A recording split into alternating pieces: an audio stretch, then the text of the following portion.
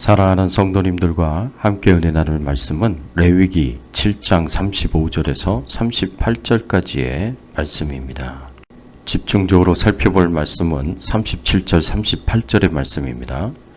이는 번제와 소제와 속죄제와 속건제와 위임식과 화목제의 규례라. 여호와께서 시내 광야에서 이스라엘 자손에게 그 예물을 여호와께 드리라 명령하신 날에 시내 산에서 이같이 모세에게 명령하셨더라. 오늘 말씀을 통해서 우리가 생각해 봐야 할 주제는 하나님께 어떻게 예배를 드려야 하는가입니다. 오늘 본문의 말씀을 보면 하나님께서 시내산에서 모세를 통해서 이스라엘 백성들에게 명령하신 하나님께 예배를 드리는 방법으로 5가지 제사와 제사장 위임식에 대한 마무리가 나옵니다. 하나님께서는 이스라엘 백성들이 430년간 애굽에서 보아왔던 대로 애굽 사람들이 애굽의 신들을 예배하고 섬기는 방법대로 하나님께 예배드리고 섬기기를 바라지 않으셨습니다. 또 앞으로 가게 될 가나안 땅에서 가나안 민족들이 바알과 아세라 우상 숭배하는 것처럼 하나님께 예배드리고 섬기는 것도 바라지 않으셨습니다. 이들의 우상 숭배는 하나님이 보시기에 악하고 타락하고 부도덕한 것이기에 하나님께서 싫어하시는 것이었습니다. 그래서 하나님께서 이스라엘 백성들에게 이 땅에 유일하게 살아계신 하나님께 예배드리는 방법을 말씀해 주십니다. 하나님의 백성들은 하나님께 어떻게 예배를 드려야 하겠습니까? 하나님이 가르쳐 주신 5가지 제사와 영적 원리를 가지고 올바르게 예배드려야 합니다. 번제는 피 흘림을 통한 죄사함을 가지고 온전한 헌신으로 예배드려야 합니다. 5가지 제사 중 첫 번째 나오는 것이 바로 번제입니다. 하나님 앞에 예배를 드리기 위해서는 제사를 드리는 사람은 항상 제물을 준비해서 하나님께 나와야 합니다. 번제는 소나 양이나 염소 또는 산비둘기나 집비둘기를 가지고 나와야 합니다. 그리고 이 예물을 드릴 때 이 소나 양의 머리에다 제물의 머리에다 제사를 드리는 사람이 안수를 합니다. 제물의 머리에 안수하는 것은 내 죄를 이 제물에 전가시키기 위해서입니다. 안수를 통해서 제사를 드리는 자는 제물과 하나가 됩니다. 그래서 나의 죄를 이 제물에 전가시키고 이 제물이 죽음으로 죄값을 치르면 나의 죄값을 치러주는 것이 됩니다. 신약에서는 누가 우리의 제물이 되겠습니까? 예수 그리스도께서 우리의 제물이 되어주십니다. 예수님께서 우리 죄를 전가받아서 우리 대신에 죄값인 죽음을 십자가에서 치러주십니다. 제사를 드리는 자는 그 제물을 자신이 직접 잡아야 합니다. 잡아서 제물의 피를 받아서 제사장에게 줍니다. 그러면 제사장은 그 피를 제단 사방에 뿌립니다. 왜 이렇게 제물을 잡아서 그 피를 번제단 사방에 뿌리는 것일까요? 그것은 하나님께서 이 피를 보셔야 하기 때문입니다. 번제단 사방에 피를 뿌림으로 하나님께서 이 피를 보시도록 합니다. 왜 하나님께서 피를 보셔야 하겠습니까? 그 이유는 피 흘림이 없은즉 사함이 없기 때문에 그렇습니다. 하나님께 나아가는 자는, 하나님께 예배를 드리려는 자는, 하나님을 기쁘시게 하려는 자는, 하나님과 만나 교제하기를 원하는 자는 반드시 죄 용서함을 먼저 받아야 합니다. 먼저 피 흘림으로 죄 용서함을 받지 못하면 하나님께 나아갈 수도 없고 하나님을 만나 교제할 수도 없고 하나님께 기뻐하시는 예배를 드릴 수가 없습니다. 그래서 하나님의 은혜에 감사하여서 하나님께 예물을 가지고 예배를 드리기를 원하면 하나님께 먼저 죄값을 치르는 피 흘림이 있어야 합니다. 이것은 신약에서도 마찬가지입니다. 예수님께서 곧 길이요 진리요 생명이니 나로 말미암지 않고는 아버지께로 나올 자가 없느니라 말씀하셨습니다. 예수님을 통하지 않고는 어느 누구도 하나님 아버지께 나아가서 아버지와 만나고 교제하고 하나님이 기뻐하시는 예배를 드릴 수가 없습니다. 우리가 하나님과 만나서 교제하고 하나님이 기뻐하시는 예배를 드릴 수 있도록 예수님께서 우리의 죄를 대신 지시고 우리 대신에 십자가에 못 박혀 죽으신 것입니다. 십자가에 보혈의 피가 있어야 우리가 죄 용서함을 받고 하나님 만날 수가 있습니다. 피 흘림이 없으면 사함이 없습니다. 그리고 번제는 태워서 드리는 제사입니다. 불로 태우는데 모든 것을 다 태워서 드리는 제사가 번제입니다. 제사장은 제물에 전부를 가져다 불살라 번제를 드렸습니다. 번제는 제사자가 먹는 부분이 없습니다. 사람이 어느 한 부분도 취해서는 안 됩니다. 그래서 번제가 상징하는 의미는 온전한 헌신입니다. 모두 드린다는 의미에서 온전한 헌신을 상징합니다. 그래서 번제가 하나님께 온전히 헌신하는 것을 의미하기 때문에 여호와께 향기로운 냄새가 됩니다. 또 소제는 철저하게 자기 자신을 죽이는 희생을 드립니다. 소제는 곡식을 빻은 고운 가루를 예물로 하나님께 드리는 것입니다. 오늘날로 말하자면 이 밀가루와 같은 것인데요. 이렇게 고운 곡식 가루를 예물로 하나님께 드리는 것은 어떨 때 드립니까? 이 두 가지 경우가 있습니다. 하나는 하나님이 주신 은혜에 대한 깊은 감사의 마음으로 하나님께 드리는 것이고, 다른 하나는 자신의 죄를 속죄하기 위한 뜻으로 하나님께 드릴 때가 있습니다. 하나님께 감사제로 드리는 소제와 속죄제로 드리는 소제의 과정이 좀 다릅니다. 소제를 어떻게 감사제로 드릴 수 있겠습니까? 먼저 성전 그릇에 기름을 붓고 고운 가루를 붓습니다. 그리고 잘 반죽합니다. 그리고 다시 기름을 넣고 그 반죽 한쪽에 유향을 넣습니다. 이렇게 잘 반죽된 곡식 가루를 제사장에게 가져갑니다. 제사장은 그 그릇을 받아서 번제단에 가지고 가 그 그릇의 반죽의 한 움큼을 떠냅니다. 이렇게 떠낸 한 움큼의 반죽을 가지고 번제단 위로 올라가서 소금을 첨가한 뒤에 번제단 불에 넣어 사릅니다. 그리고 소제의 나머지 반죽은 모든 제사장들에게 주어져서 공평하게 나눠 먹게 됩니다. 이것은 감사제로 드리는 소제의 일반적인 방법입니다. 소제는 또 곡식에 고운 가루를 드려야 합니다. 하나님께서는 곡식을 있는 그대로 드리라고 하지 않으셨습니다. 곡식을 빻아서 고운 가루로 만들어서 하나님께 드리라고 하셨습니다.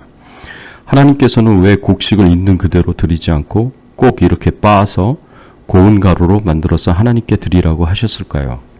그 이유가 무엇이겠습니까? 여기에는 하나님 주시는 중요한 교훈이 있습니다. 철저하게 빻아서 고운 가루로 만들어 제물을 드리라는 것은 철저하게 자기 자신을 죽이는 희생을 하며 하나님께 헌신하라는 의미가 담겨져 있습니다. 우리의 옛사람, 모든 죄악된 삶이 철저히 깨어지고 부서져서 가루가 되어야 합니다. 우리의 육신의 혈기가, 자존심이 철저하게 깨어져서 부서져서 가루가 되어야 합니다. 철저하게 자기 자신이 죽어야 하는데 여전히 나는 살아있어서 하나님의 뜻이건 하나님의 말씀이건 아무 상관없이 내 감정대로 내 마음대로 내 뜻대로 말하고 행동합니다. 이런 삶은 하나님이 기뻐하시거나 원하시는 삶이 아닙니다. 나는 죽고 오직 예수 그리스도만 살아 하나님의 뜻대로 하나님의 말씀대로 살아야 합니다. 이것이 제자의 삶이기도 합니다. 예수님께서 말씀하신 것처럼 우리는 철저하게 자기를 부인하고 자기 십자가를 지고 예수님을 쫓는 삶을 살아야 합니다. 이런 삶을 가지고 하나님께 나와 예물로 드리면서 예배를 드려야 합니다. 또 화목제사는 하나님께 대한 감사의 마음을 표현하고 하나님과 이웃과의 화목을 추구합니다. 화목제사는 하나님께 대한 감사의 마음을 표현하는 제사입니다. 하나님께 특별히 감사한 제목이 있을 때, 하나님께 서원한 것을 마칠 때 범사에 감사한 마음으로 화목제사를 드렸습니다. 하나님께서 베풀어 주신 은혜를 기억하며 늘 감사하는 마음으로 화목제사를 드린 것입니다. 그런데 우리의 현재의 삶은 이렇게 하나님께 감사한 마음을 가질 수 없는 일이 너무나 많습니다. 하나님의 인도하심이 이해할 수가 없습니다. 축복이 아니라 권한을 주시는 하나님이 도저히 이해할 수가 없고 받아들이기가 어렵습니다. 기도를 해도 응답이 없으시는 하나님을 끝까지 믿고 신뢰한다는 것은 참 어려운 일입니다. 그럼에도 불구하고 하나님의 백성들은 감사의 제목을 가지고 하나님 앞에 나아가 고백하며 찬양하며 영광을 돌려야 합니다. 때로는 하나님께서 주신 특별한 감사의 제목을 가지고 감사해야 합니다. 그동안 하나님과의 약속을 잘 지킬 수 있도록 인도하신 하나님께 감사하는 마음으로 이 감사의 표현을 해야 합니다. 또 범사에 감사한 마음으로 또 하나님께서 우리에게 특별하게 주신 그 모든 은총을 생각하며 감사하는 마음으로 제사를 통해서 감사를 표현해야 합니다. 이런 감사가 우리를 더욱 하나님과 가까이 하도록 우리를 인도할 것이고, 이런 감사가 우리를 더욱 하나님과 깊은 영적인 교제의 삶을 살아가도록 도와줄 것입니다. 그리고 이런 감사가 하나님과 화목하고 더불어서 이웃과의 화목을 추구하게 됩니다. 그리고 이 감사 표현은 반드시 하나님으로부터 이웃에게로 흘러가야 합니다. 화목제를 드린 사람들은 하나님께 드리고 제사장들에게 드리고, 난 남은 것으로 반드시 가족들과 제사장들과 가난한 이웃들을 초청해서 잔치를 벌여야 합니다. 이처럼 하나님이 주신 은혜와 축복을 나누었듯이 우리도 우리의 감사를 이웃들에게 나누어야 합니다. 이것이 감사제의 중요한 영적 원리입니다. 또 속죄제사는 하나님께 범죄한 모든 백성들이 자기 자신의 죄를 회개하고 하나님의 용서를 받습니다. 하나님께서는 하나님의 백성들이 모르고 죄를 지었을 경우, 순간적인 부주의나 실수로 죄를 지었을 경우 속죄제를 통해 용서함을 받을 수 있게 하셨습니다. 속죄 제사를 통해서 용서를 받을 수 있는 죄인은 이처럼 모르거나 순간적으로 부주의하거나 실수로 죄를 짓는 경우에만 해당되었습니다. 하나님께서는 백성들이 하나님 앞에 범죄할 때 예배 없이 희생제물의 피를 회막안 향단불에 발라야 했습니다. 성경에서 향단은 성도의 기도를 상징합니다.